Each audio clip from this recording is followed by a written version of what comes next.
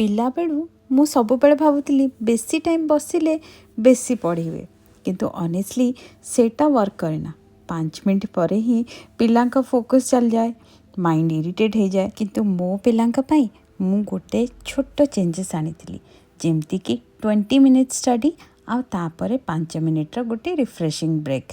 sometimes पानी केतेबेले छोट टिके कथबार्ता केतेबेले हग स्माइल से सबू ही तांका पाई माने स्टडीटा को पनिशमेंट करदेवनी सेटा तांको कंफर्टेबल फील करेला आ पेरेंट्स हिसाब रे आमे प्रेशर तो दे दो बिकॉज आमे तांको फ्यूचर पाई चिंता करू सबू छुआ बहुत अलग जिते एनवायरनमेंट काम रहिबो फोकस तांकर नेचुरली आसीबो आज भी दुई जण पढ़ी बसले टिके खुट्रो खाट्रो होउचंती किंतु तांका स्टडी टाइमटा तांको स्ट्रेसफुल लागुनी आपण भी ए छोटे छोटे टिप्स को टिके ध्यान दियतु देखिबे पिलांका स्टडी रे बहुत इंप्रूवमेंट मिले पिला माने को सब बही रेफर करचंती जदी जानिया को चाहचंती तो बुक्स बोली कमेंट करंतु मु आपन को लिंक गुडा को प्रोवाइड कर देबी आ एमती का वीडियो पाई आम पेज को फॉलो करिया को बिल्कुल भूलिबेनी पुन देखाबा